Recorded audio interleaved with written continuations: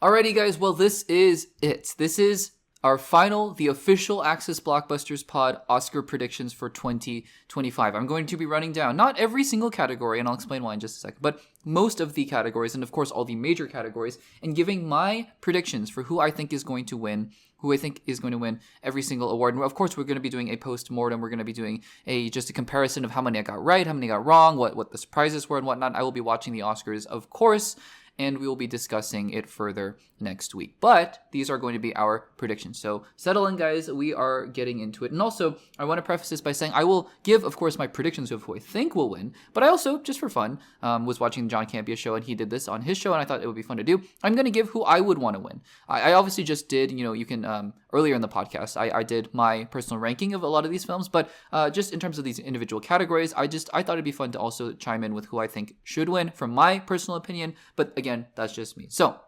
let's get into it. I'm not going to do predictions for every single category. I'm also going to try to post these predictions, if I can remember, on the community tab so that they're there. You can see them and whatnot when this segment comes out. But yeah, guys, it will be a good time there. And the reason I'm not going to do every single category, like a documentary short or whatnot, is just because I haven't seen most of those documentary shorts or short films or whatnot. And so it just doesn't really make a whole lot of sense for me to be making a prediction there when I haven't seen the film. Okay, without further ado, let's get into it. I'm going from not least important. I'm not going to say that there's a least important category, but just, we're going to build our way up to Best Picture. I think that is an appropriate way to do it there. So let's start out with original screenplay. I'm also just not going to read out every single nominee, although I will talk about, like I said, the one I think will win and the one I hope will win. So let's start out with original screenplay. And we have, my prediction is going to be A Real Pain. From Jesse Eisenberg. And I think that, there's a lot of momentum on Jesse Eisenberg's side here where I think that it makes sense that, he wrote a really good screenplay. And I think that just with I think it was the Critics' Choice Awards that he just won at, it feels like there's some momentum on his side here. And so I'm going to go with Jesse Eisenberg. My personal pick here, though, would just be The Brutalist, because I think The Brutalist was just a monumental feat in telling a 3.5-hour story, and I think that should be applauded. So I would go with The Brutalist there. But my pick here is going to be A Real Pain to win the award. Best Original Screenplay. My pick to win this award is going to be Conclave, and my hopes, or who I would pick, is also going to be Conclave. Love this film. I think all the momentum, is on its side, and I think that it makes a lot of sense here for it to take that award. I think it's won every single instance of Best Adapted Screenplays thus far, and I think that it will continue to do so at the Oscars. So there is that. Best Visual Effects. Now this one's interesting because I am going to go with my prediction of Dune Part 2, but I actually think Kingdom of the Planet of the Apes should win. And it's not that I don't think the visual effects in Dune Part 2 aren't amazing. They're incredible. I mean, my goodness, they're incredible. But I mean, the feat of having, and I think it's a volume, it's a quantity thing. It's quantity and quality for Kingdom of the Planet of the Apes, because the CGI for those monkeys are incredible. It's unbelievable how realistic they've turned out to be. Proxima Caesar and I forget the name, Noah and all his friends, and it's incredible how photorealistic those visual effects have been. And then you add on the quantity. And I know that, again, in Dune Part 2, you have the sandworms and you have big visual effects and stuff like that. I get it. I totally do. But I mean, my gosh, with Kingdom of the Planet of the Apes. So my personal pick would actually be Kingdom of the Planet of the Apes, but I think Dune Part 2 is going to take this award home. So there is that. Next up, we have sound, best sound. And I'm going to pick Dune Part 2, and I'm going to agree that I think Dune Part 2 should win. Not a big surprise here to me. I think amongst these nominees, not a lot stands out. A Complete Unknown, it would be more so for music, I think, music mixing and whatnot.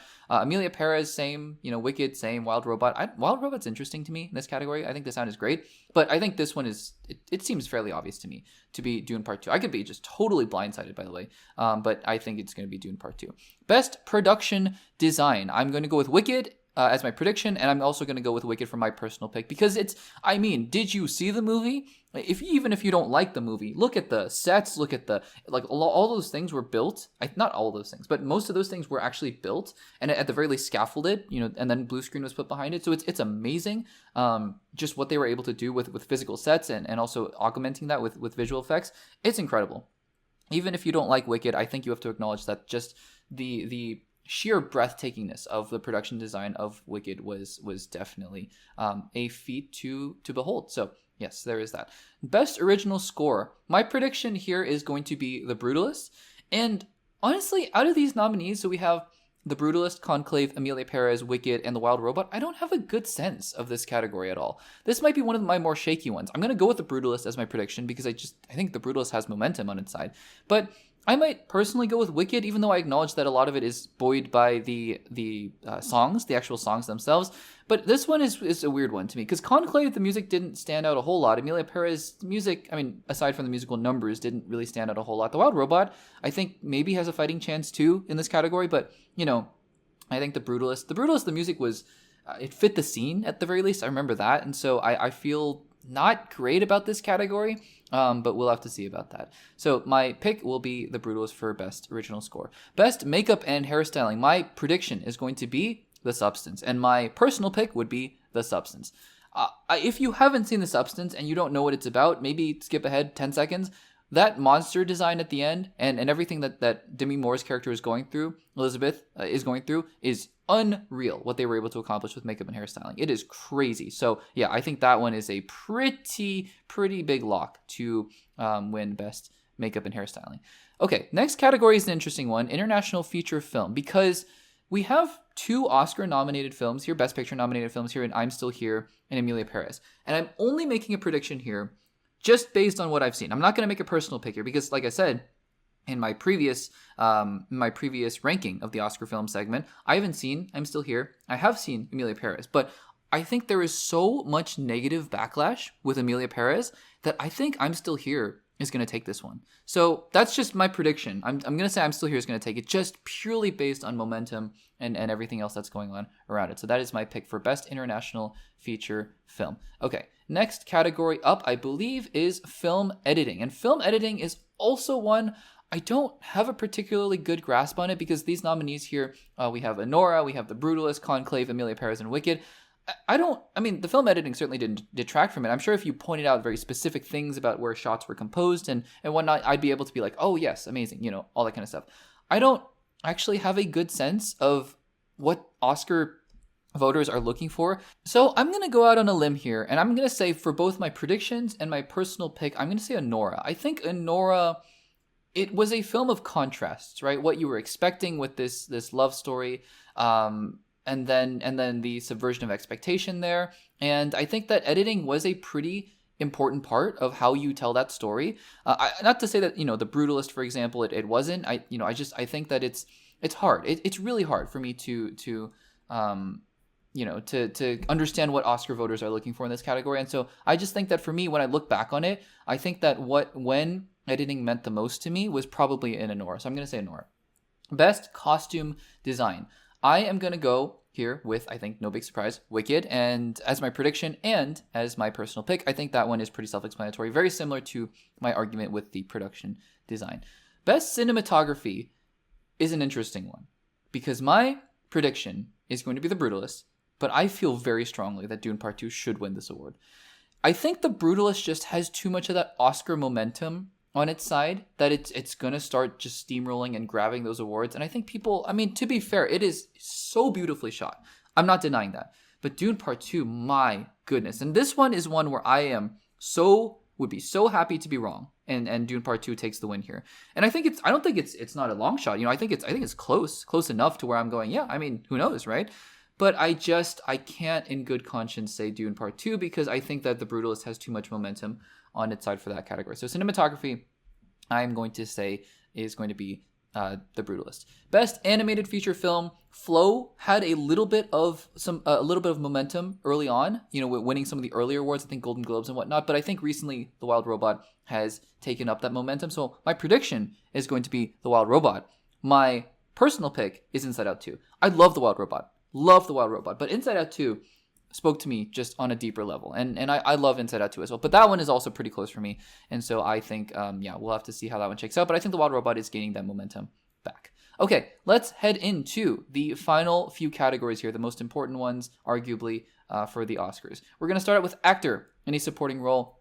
And my prediction here is I think this one is about as much of a lock as you can make it right now. It's going to be Kieran Culkin in A Real Pain. I think that is, I would be so stunned if someone else won that award. However, I would personally actually put my personal vote to Guy Pearce in The Brutalist. I think that Kieran Culkin did a great job in A Real Pain.